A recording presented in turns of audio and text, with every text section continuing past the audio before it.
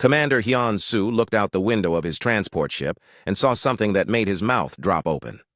The space station floating in front of him was bigger than any city he had ever seen on Earth. It looked like someone had taken 1,000 buildings and stuck them together in a giant metal ball that sparkled with millions of lights. This was Nexus Prime, the most important place in the entire galaxy, and he was about to dock with it. Hyun-soo had been a diplomat for 15 years, but he still felt nervous when he had to meet with aliens. Earth had only joined the Galactic Council 5 years ago, and most alien species still treated humans like children who had just learned to walk. He straightened his uniform and checked his translation device one more time. Today was supposed to be a simple meeting about sharing some basic technology between Earth and the other worlds. Nothing too important, or so he thought. The docking process took almost an hour because the station was so huge that finding the right entrance was like looking for one specific window in a skyscraper. When Hyun-soo finally stepped off his ship, he was greeted by a being that looked like it was made of living crystal. The creature stood 8 feet tall and seemed to glow with a soft blue light from inside its transparent body. This was Chief Engineer Velthari of the Zolonian species, one of the most respected builders in the galaxy. Velthari spoke through a voice box that made her words sound like musical notes. She said hello to Hyun-soo in perfect Korean, which surprised him because most aliens just used the standard galactic language. Then she told him something that made his blood run cold. The meeting about technology sharing had been canceled. Instead, she needed to show him something that could destroy civilization as they knew it. They walked through corridors that seemed to stretch on forever. The walls were covered with screens showing data from thousands of different worlds. Hyun-soo saw charts and graphs that he could not understand, but the red warning lights everywhere told him that something was very wrong. Other aliens hurried past them, all looking worried and talking in hushed voices. Some had tentacles instead of arms. Others floated in the air inside bubble suits, and a few looked almost human except for their purple skin and extra eyes. Velthari led him to a massive room with a dome ceiling that showed the entire galaxy spinning slowly above their heads. Hundreds of aliens were working at control stations, and the noise of their different languages created a buzzing sound that hurt Hyun-soo's ears. In the center of the room was a holographic display showing a network of glowing lines that connected thousands of points of light. This was the Void Gate network, Velthari explained, and it was dying. The network was made up of special gates that could move ships instantly from one star system to another, no matter how far apart they were. Without these gates, it would take hundreds of years to travel between worlds using normal spaceships. The entire galactic civilization depended on this network for trade, communication, and survival. The gates had been built by an ancient race called the Architects, who had disappeared long before any of the current species had developed space travel. Nobody understood how the gates worked, but they had been functioning perfectly for millions of years. Then, about 5,000 years ago, they started to malfunction. At first, it was just small problems that the alien engineers could fix with temporary repairs. But the problems kept getting worse, and now gates were shutting down permanently all across the galaxy. Velthari showed Hyun-soo a map of the galaxy where thousands of red dots marked dead gates. Every day, more dots turned red. She explained that the best minds from 12 different species had been working on this problem for 5 millennia. They had built massive computers to analyze the gate technology. They had created new mathematical theories to understand how the gates moved matter through space. They had even tried to build their own gates from scratch, but nothing worked. Hyun-soo asked why they were telling him this. Earth was the newest member of the Galactic Council, and humans were considered to have primitive technology compared to the other species. Most aliens thought that humans were barely smart enough to understand basic physics, let alone solve a problem that had stumped the galaxy's greatest scientists. Velthari's crystal body grew brighter, which Hyun-soo had learned meant she was feeling strong emotions. She explained that the situation had become desperate. Computer models showed that the entire network would collapse within the next few months. When that happened, billions of beings would be stranded on their home worlds with no way to get food, medicine, or other supplies from other planets. Wars would break out as isolated systems fought over resources. Entire civilizations would fall. The Galactic Council had already tried everything they could think of. They had consulted with the wisest philosophers, the most brilliant scientists, and even the mysterious energy beings from the Outer Rim who claimed to exist in multiple dimensions at once. Nothing had worked. Now they were so desperate that they were willing to ask for help from the humans, even though most council members thought it was a waste of time. Hyun-Soo felt overwhelmed by what he was hearing. How could anyone expect humans to solve a problem that had defeated the smartest aliens in the galaxy? Earth had only developed space travel a few hundred years ago. Humans were still learning how to make their own faster-than-light engines work properly. The idea that they could fix ancient alien technology seemed impossible. But Velthari was not finished explaining. She told him that there was one thing that made humans different from all the other species in the galaxy. While aliens approached problems by building complex theories and mathematical models, humans had a reputation for finding simple solutions to complicated problems. Other species had noticed that human engineers could often fix machines that alien experts had given up on, even when the humans did not fully understand how the machines worked. Hyun-Soo thought about this and realized it might be true. He remembered stories about human mechanics who could diagnose car problems just by listening to the engine, or computer technicians who could fix systems by trying random solutions until something worked. Maybe humans did have a different way of thinking about technology. Velthari asked if Earth had any engineers who might be willing to take a look at the gate network. She warned him that it would be dangerous work and that failure would mean the end of galactic civilization. But they had run out of other options, and even a small chance of success was better than certain doom. Hyun-Soo thought about the engineers he knew back on Earth. Most of them worked on practical projects like building bridges or designing spacecraft. They were smart people, but they were not the kind of theoretical geniuses who usually worked on galaxy-spanning problems. Then he remembered someone who might be different. There was a woman in Seoul who had a reputation for fixing things that other engineers said were impossible to repair. Her name was Dr. Ji-woo, and she worked in a small workshop where she brought dead machines back to life. He told Velthari about Ji-woo and asked if they could contact her. The alien engineer agreed immediately, saying that they would try anything at this point. She led Hyun-Soo to a communication station where they could send a quantum transmission to Earth. As they waited for the connection to go through, Hyun-Soo wondered what Ji-woo would think when aliens suddenly appeared in her workshop asking for help to save the galaxy. He hoped she would not think it was all a joke and hang up on them. The transmission connected, and suddenly they were looking at a cluttered workshop on the other side of the galaxy. Hyun-Soo took a deep breath and prepared to ask for the impossible. Dr. Ji-woo was up to her elbows in grease and motor oil when the holographic projector in her workshop suddenly activated without warning. She had been working on an ancient diesel generator that 3 other engineering firms had declared completely beyond repair. The machine was older than she was, and its previous owners had given up on it after spending more money on failed repairs than it would cost to buy a new one. But Ji-woo loved challenges like this, especially when everyone else said something was impossible. She looked up from the generator with annoyance when the blue light filled her small workshop. The projection system was supposed to be for emergency communications only, and she could not think of any emergency that would require her attention right now. Her workshop was located in a basement in Seoul, surrounded by piles of broken machines that she had collected over the years. Most people would call it a junkyard, but Ji-woo saw it as a library of mechanical possibilities.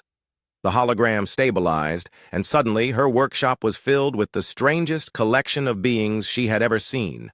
There was a tall creature, made of crystal, something that looked like a giant praying mantis wearing a lab coat, and a human man in a fancy military uniform who looked very nervous. Ji-woo blinked several times, wondering if the fumes from the generator had made her start hallucinating. The human stepped forward and introduced himself as Commander Hyun-Soo from the Earth Diplomatic Corps. He spoke in Korean, which made Ji-woo relax slightly, but his story sounded completely crazy. He told her about space stations bigger than cities, alien civilizations, and a galaxy-spanning transportation network that was falling apart. Ji-woo listened with growing disbelief as he explained that the greatest minds in the galaxy had been trying to fix this network for 5,000 years without success. When Hyun-Soo finished his explanation, Ji-woo wiped her hands on a dirty towel and asked him if this was some kind of elaborate joke. The aliens in the projection did not look like any special effects she had ever seen, and their movements seemed too natural to be computer-generated. But the whole situation was so bizarre that she could not quite believe it was real. The crystal being, who introduced herself as Chief Engineer Velthari, began showing Jiwoo technical data about the failing gate network. The information appeared as floating diagrams and charts that filled the air around Jiwoo's workbench. She studied the data with growing fascination, not because she understood the advanced physics involved, but because the pattern of failures looked familiar to her. The aliens had created incredibly detailed computer models of the gate network. They had mathematical equations that filled entire walls, theoretical frameworks that required advanced degrees just to comprehend, and experimental data that represented centuries of careful research. Everything was precise, organized, and scientifically rigorous. But as Jiwoo looked at their work, she started to frown. She asked them to show her a simple timeline of when the gates had started failing and how the failures had spread across the galaxy. The aliens seemed surprised by this basic request, but they quickly generated a chart that showed the progression of the problem over 5,000 years. Jiwoo studied the pattern for several minutes, then asked to see information about what repair attempts had been made and when. As more data appeared around her, Jiwoo began to see something that apparently none of the alien experts had noticed. The gate failures were not random, and they were not caused by the age of the technology. Instead, they seemed to be happening in response to the repair attempts themselves. Every time the aliens tried to fix one part of the network, problems appeared somewhere else a few months later. Jiwoo pointed this out to the assembled experts, but they dismissed her observation as oversimplification. The insectoid being, who called himself Researcher Klixth, explained that correlation did not imply causation. Just because the failures happened after repair attempts did not mean the repairs were causing the failures. The aliens had sophisticated statistical analysis that proved the failures were due to natural degradation of the ancient technology. But Jiwoo was not convinced. She had seen this pattern before in her own work.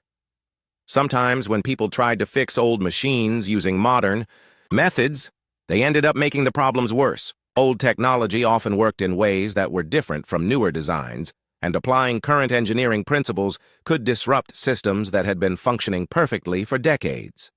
She asked the aliens if they had ever tried simply leaving the gates alone to see what would happen. This question seemed to offend some of the experts, who explained that doing nothing was not a valid engineering approach. They had responsibilities to billions of beings across the galaxy who depended on the gate network for survival. They could not just stop trying to fix the problem and hope it would go away on its own. Jiwoo walked around her workshop, thinking about what she had learned. The walls were lined with machines that other people had given up on, most of which she had managed to repair using methods that probably would not make sense to the aliens. She picked up a wrench and absently adjusted something on the diesel generator, which had been giving her trouble all morning. Suddenly, the generator rumbled to life with a smooth, steady rhythm that it had not had in years. Jiwoo smiled with satisfaction, then realized that the aliens had been watching her work. They asked how she had known exactly what to adjust, and she tried to explain that the machine had been telling her what was wrong through the sounds it made and the way it vibrated when she touched different parts. The aliens exchanged glances that Jiwoo interpreted as the universal expression for thinking someone was not very bright.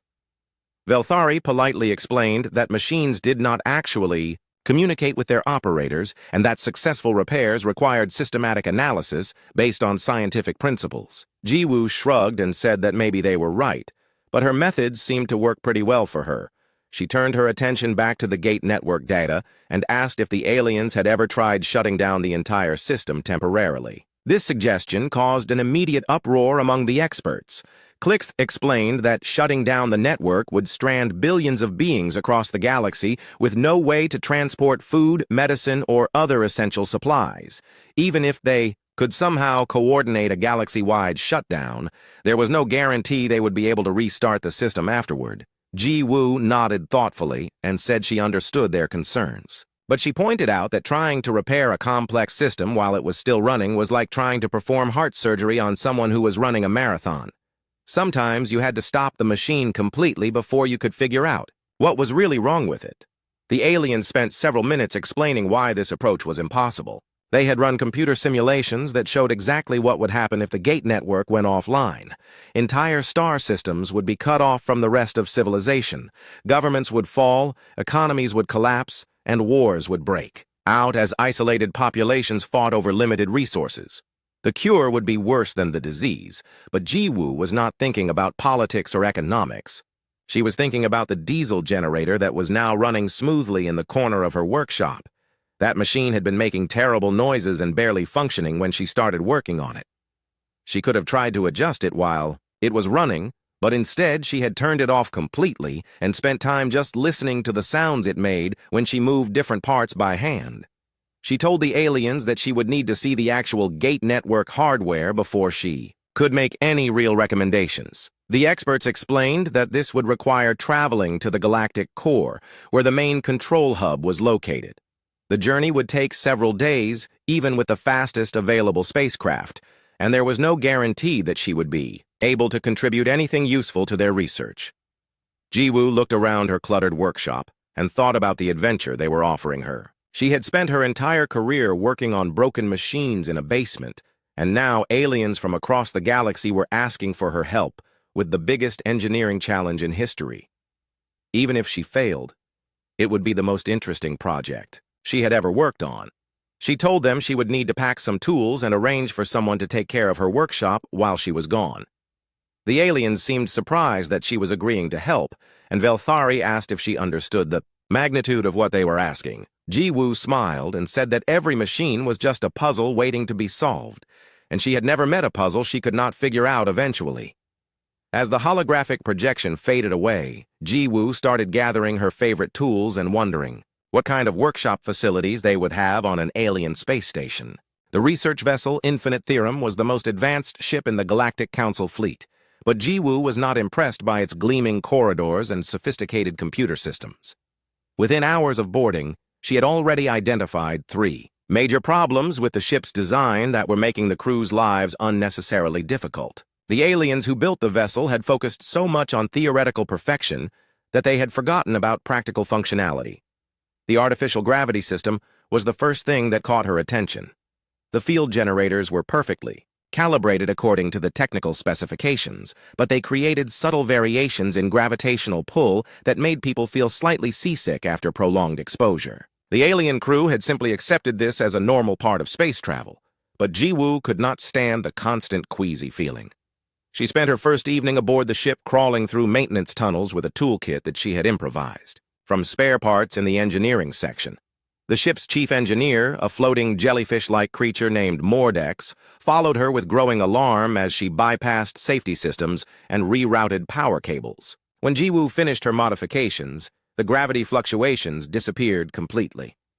Mordex asked how she had known which adjustments to make without running computer simulations or consulting the technical manuals. Ji-Woo explained that she had simply walked around the ship until she found the spots where the gravity felt wrong, then traced the field lines back to their source. The concept of diagnosing problems by physical sensation rather than instrument readings seemed to confuse the alien engineer, but he could not argue with the results. The environmental control system was next on Ji-Woo's list of improvements. The ship maintained perfect atmospheric composition and temperature according to the specifications, but the air circulation patterns created dead zones where carbon dioxide accumulated. Most alien species had better chemical sensitivity than humans, so they could detect these pockets and avoid them instinctively. But Ji-Woo found them uncomfortable and decided to fix the problem. Using components from the galley's food preparation systems, she rigged a series of small fans that created better air mixing throughout the ship. The modification violated several safety regulations and would probably void the ship's warranty, but it made the atmosphere noticeably fresher and more comfortable. The crew began gathering in areas where they had previously avoided spending time. Da-Hai, a young Korean woman, who served as the ship's linguistic specialist, began following Ji-Woo around and documenting her repair methods. Da-Hai had originally been assigned to the mission as a translator, but she quickly became fascinated by the way Ji-Woo approached technical problems. While the alien engineers worked from theoretical principles toward practical applications, Jiwoo seemed to develop an intuitive understanding of how systems wanted to function, then helped them achieve that natural state. The ship's faster-than-light drive provided the most dramatic example of Jiwoo's unconventional methods. The infinite theorem used a quantum displacement engine that folded space-time to reduce travel distances, but the system had been running at reduced efficiency for months. The alien engineers had run countless diagnostic tests and replaced numerous components, but the performance problems persisted. Jiwoo spent an entire day just sitting in the engine room with her eyes closed, listening to the sounds the drive made during operation. The aliens thought she was meditating or perhaps taking a nap, but she was actually learning to interpret the subtle vibrations and harmonic frequencies that the engine produced. By the end of the day, she claimed she could tell what the machine was trying to communicate.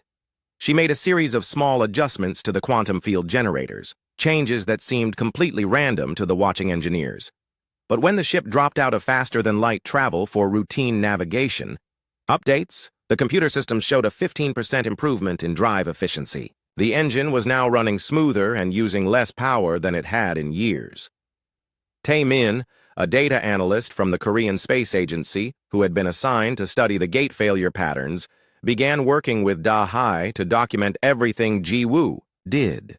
They hoped to understand her methods well enough to teach them to other engineers, but her approach seemed to depend on intuitive insights that were difficult to explain or replicate. The journey to Gate Zero took 5 days, during which Jiwoo continued to make small improvements to various ship systems. She fixed a persistent navigation error by adjusting the sensor array alignment, stopped an annoying vibration in the hull plating by tightening a few specific bolts, and even improved the taste of the ship's recycled water by modifying the filtration system's chemical balance. Each success made the alien crew more willing to trust her unconventional methods, but it also made them more nervous about what she might do to their precious gate network. The technology that kept galactic civilization functioning was infinitely more complex and important than a single research vessel. If Jiwoo's intuitive approach failed on something that critical, the consequences would be catastrophic. As they approached the galactic core, the ship's sensors began detecting Gate Zero, and Jiwoo got her first look at the structure she had been asked to repair. The viewing screens showed something that defied easy description. Gate Zero was roughly spherical and approximately the size of Earth's moon, but its surface was covered with geometric patterns that seemed to shift and change when viewed directly.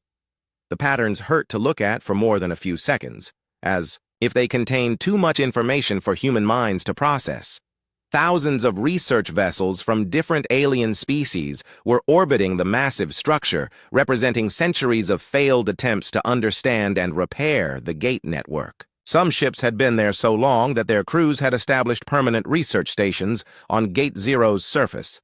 The accumulated scientific equipment and living facilities had grown into a small city dedicated entirely to solving the gate problem. Velthari contacted them from Nexus Prime to provide an update on the crisis.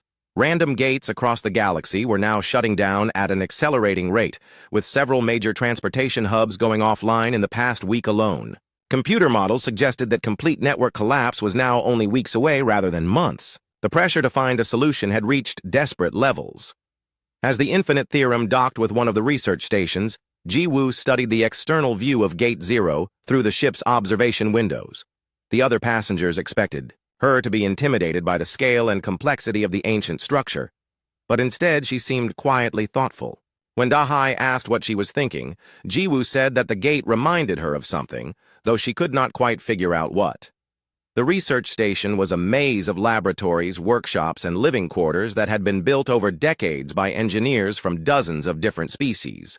Each group had brought their own equipment and methodology, creating a chaotic mixture of incompatible technologies and competing theories.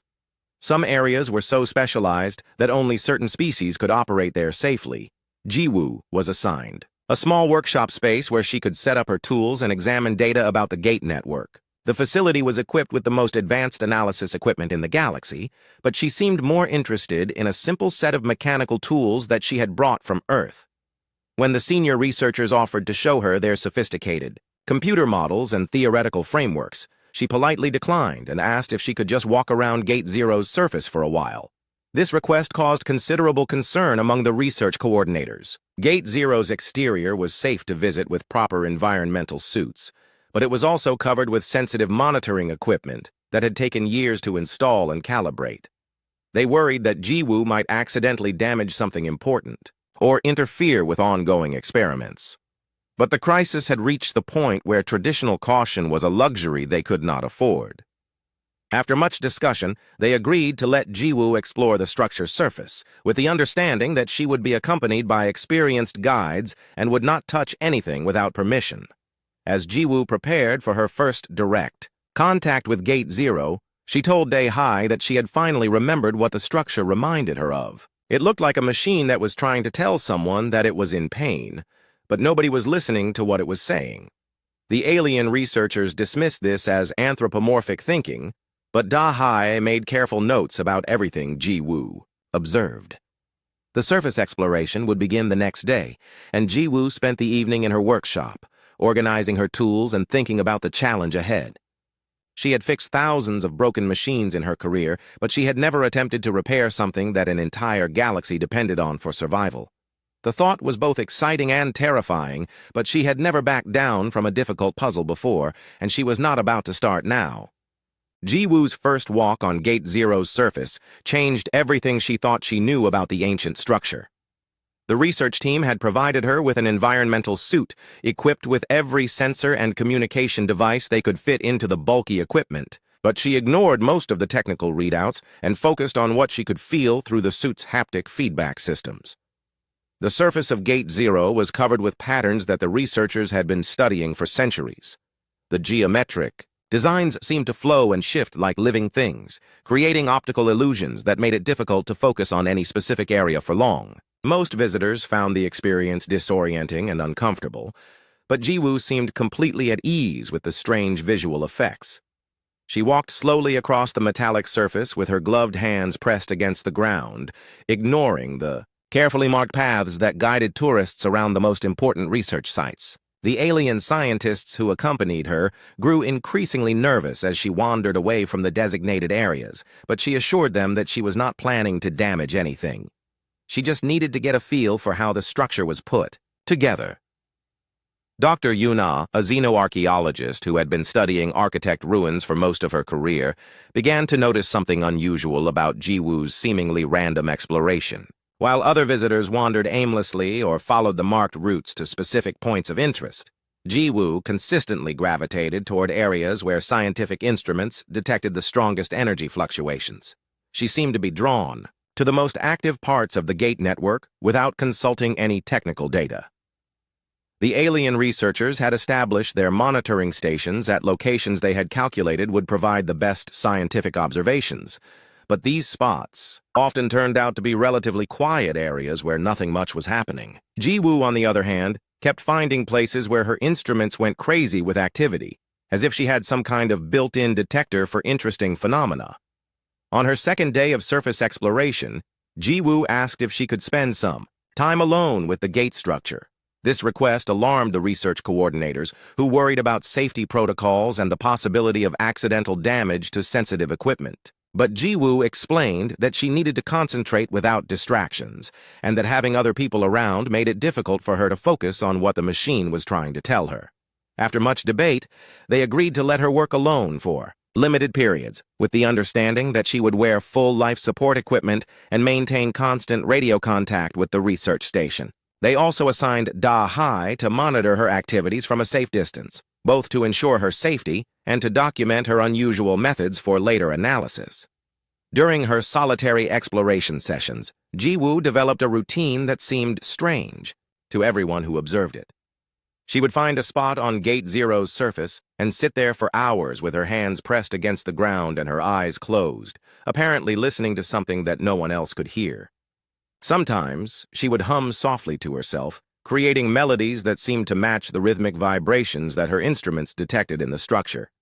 The alien scientists initially dismissed this behavior as unscientific superstition, but Dr. Yuna began to suspect that Jiwoo was using sensory channels that their instruments could not measure. Human beings had evolved different neurological systems than most alien species, and it was possible that Jiwoo could perceive aspects of the gate network that others missed. On the third day of her exploration, Jiwoo announced that she had figured out what was wrong with the gate network. Her conclusion was so unexpected that it took several minutes for the research team to understand what she was saying. According to Jiwoo, the gates were not malfunctioning at all. Instead, they were experiencing something that could only be described as pain. She explained that the architects had designed the gate network as a semi-organic system that was supposed to grow and adapt over time. The original builders had intended for the network to be self-maintaining and self-improving, with the ability to route around damaged components and optimize its own performance. But 5,000 years of well-intentioned repairs by alien engineers had disrupted this natural adaptation process. Every time the aliens detected a problem with the gate network and tried to fix it, they were essentially performing surgery on a living system without anesthesia. The network had been trying to heal itself and adapt to changing conditions, but the constant interference from outside repairs had made it impossible for the natural processes to function properly.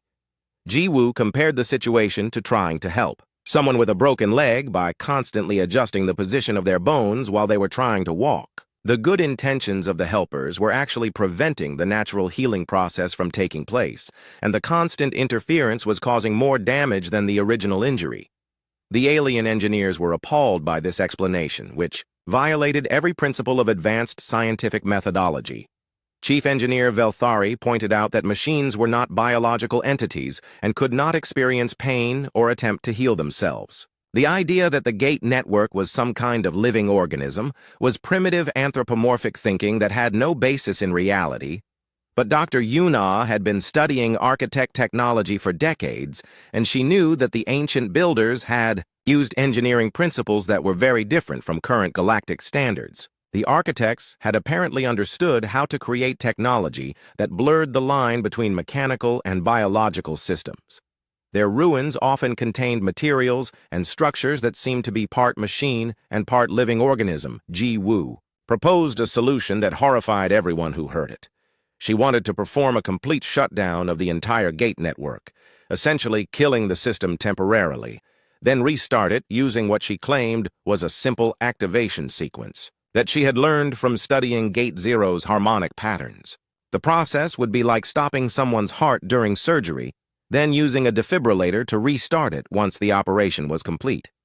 Researcher Klixth argued that this approach was completely unacceptable from a scientific standpoint.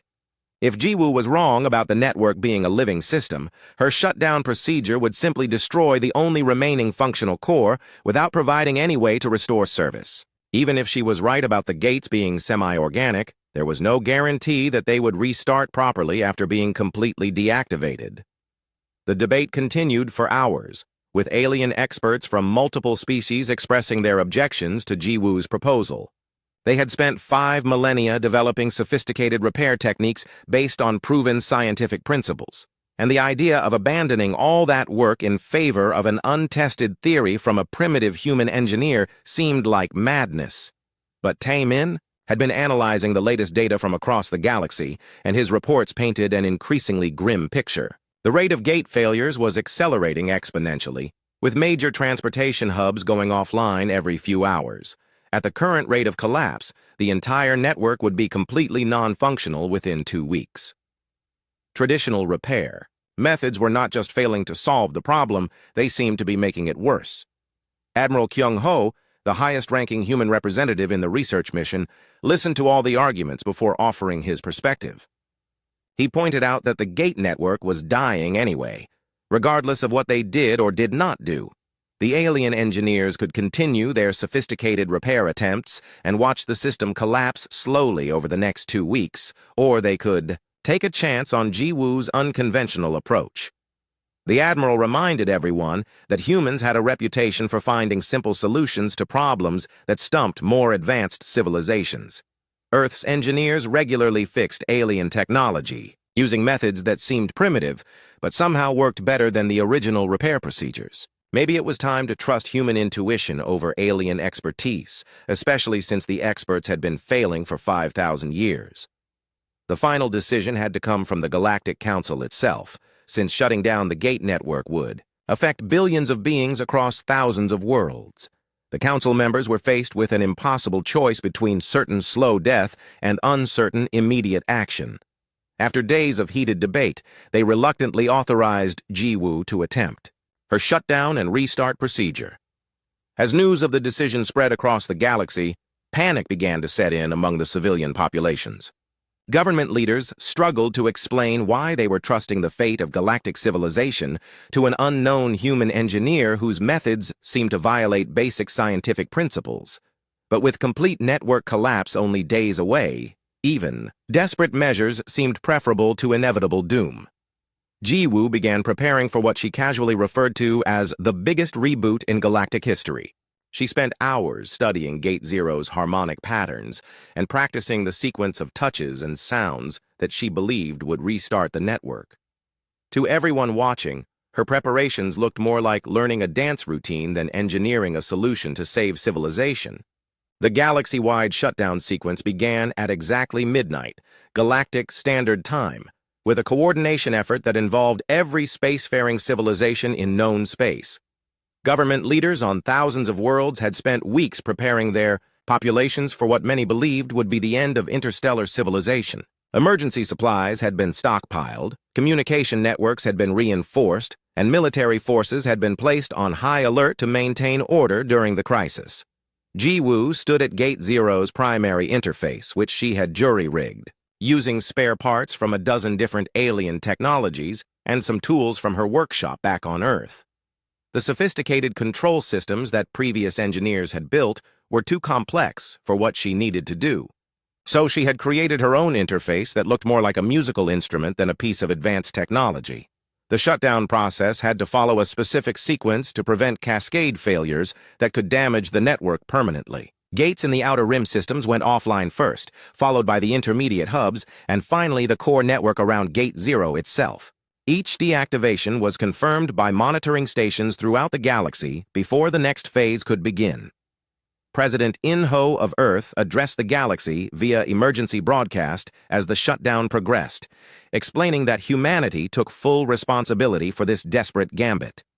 His speech was translated into hundreds of languages and broadcast on every available communication channel. He reminded listeners that the network was dying anyway, and that this extreme measure represented the only remaining hope for preserving galactic civilization.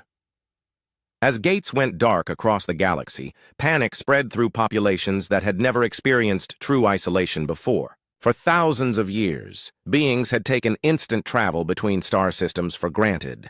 The idea of being cut off from the rest of the universe was terrifying to species that had built their entire cultures around easy interstellar communication and trade. Communication Officer Bo Young maintained contact with monitoring stations throughout the galaxy, providing real-time updates on the shutdown progress. Her console showed a map of the galaxy, where lights representing active gates slowly winked out one by one. With each deactivation, another star system became an isolated island in the vast emptiness of space. The process took 18 hours to complete, during which time Jiwoo made final adjustments to her improvised control interface. She ignored the sophisticated diagnostic equipment that surrounded her and focused on a simple pattern of touches and sounds that she had learned from studying Gate Zero's harmonic frequencies. Her approach resembled a musician tuning an instrument more than an engineer preparing to restart the most complex technology in the galaxy. When the last gate finally went offline, the galaxy experienced something that had never happened in recorded history. For the first time in millions of years, every star system was completely isolated from every other star system. Ships that were in transit between gates found themselves stranded in empty space, with no way to reach their destinations except by conventional faster-than-light travel that would take decades or centuries. Dr. Yoon-ah monitored Gate Zero's energy patterns as the shutdown completed, watching ancient systems that had operated continuously for eons finally go completely quiet. The silence was profound and disturbing, like the moment after a giant machine stops running when you realize how much noise it had been making all along. For a few minutes, Gate Zero was truly dead for the first time since the architects had built it. Jiwoo took a deep breath and placed her hands on her improvised control interface. Everything she had observed during her exploration of Gate Zero had led her to believe that the network was designed to restart itself if given the proper encouragement, but she had no way to know if her theory was correct until she tried it. If she was wrong, she would not just fail to revive the network, she would ensure that it could never be restored. She began her restart sequence with a series of gentle touches on specific points of Gate Zero's surface, following a pattern that seemed to match the harmonic rhythms she had detected during her earlier explorations. The alien engineers watching her work could not understand how random touches could possibly activate technology that their most advanced computers had failed to comprehend, but they held their breath and waited to see what would happen. The first sign of success came as a barely perceptible vibration that Jiwoo felt through her hands where they touched the interface. She smiled with satisfaction and continued her sequence, adding what sounded like humming or singing to accompany her physical manipulations of the controls. The melody she hummed seemed to match the frequency patterns that her instruments had detected in Gate Zero's earlier activity. Slowly, lights began to appear on Gate Zero's surface as dormant systems started to wake up. The patterns that covered the structure began to flow and shift more smoothly than they had in centuries, as if something that had been struggling in pain was finally able to relax and function naturally. The change was subtle at first, but it became more noticeable as Jiwoo continued her restart procedure. Dahai recorded everything that happened, documenting not just Jiwoo's actions but also her words as she spoke encouragingly to the awakening network. Jiwoo seemed to be treating Gate Zero like a living being that needed reassurance and gentle coaxing rather than a machine that required precise technical commands. Her approach violated every principle of advanced engineering, but it was clearly producing results. The moment of truth came when Jiwoo completed her sequence with words that would later become legendary throughout the galaxy. She placed both hands flat against Gate Zero's surface and said quietly, "Okay, let's see if you remember how to dance." As she spoke, the structure beneath her hands seemed to sigh, as if it had been holding its breath for millennia, and was finally able to exhale. Gate Zero awakened not with the harsh mechanical precision that the alien engineers had expected, but with something that resembled contentment. The energy patterns flowing across its surface became smooth and rhythmic, like the breathing of a sleeping giant who had finally found peace. The network was not just functional again, it was healthier than it had been in thousands of years. One by one, gates throughout the galaxy began to reactivate, but not in the careful sequence that the engineers had planned. Instead, the network seemed to be testing itself, bringing systems online in an order that optimized efficiency and stability rather than following bureaucratic procedures. Gates that had been dead for centuries suddenly activated, while others that had been barely functional began operating at peak performance. As communication was restored across the galaxy, reports flooded in from monitoring stations on thousands of worlds. The gate network was not just working again, it was working better than anyone had ever seen it work before. Travel times were faster, energy efficiency was improved, and the system seemed to be automatically routing around potential problems before they could cause failures. Long-dead gates on forgotten worlds spontaneously reactivated, connecting systems that had been isolated for millennia back into the galactic community. The network had not just been restored, it had been improved and expanded beyond its previous capabilities. Jiwoo's unconventional restart procedure had somehow allowed the system to complete adaptation processes that had been interrupted thousands of years earlier. Historian Yoon-ji was assigned to record the official account of these events for the Galactic Archives, but she struggled to explain how such a primitive approach had succeeded where advanced science had failed. The alien species were humbled by the realization that human intuition had accomplished what their sophisticated theories could not, and many began requesting access to human engineering training programs. Jiwoo became the most famous engineer in galactic history overnight, but she seemed uninterested in the fame and attention that her success had brought. When offered prestigious positions at research institutions throughout the galaxy, she politely declined and requested transportation back to her workshop in Seoul. She had other broken machines waiting for her attention, and she was eager to get back to work on projects that she could understand and manage. The final scene of this historic event took place in Jiwoo's cluttered basement workshop, where she had returned to repairing obsolete machinery that other engineers had given up on. She was working on an old radio that had belonged to her grandfather, humming the same tune she had used to awaken Gate Zero. The radio crackled to life with clear, strong reception, and she smiled with the same satisfaction she had felt when the galaxy's most important technology had responded to her touch. As word of her success spread throughout the galaxy, Jiwoo began receiving consulting requests from civilizations across known space. Engineers who had spent their careers following rigid scientific protocols wanted to learn her intuitive methods. But she continued to work in her small workshop, surrounded by broken machines that told her their problems through sounds and vibrations that only she seemed able to hear.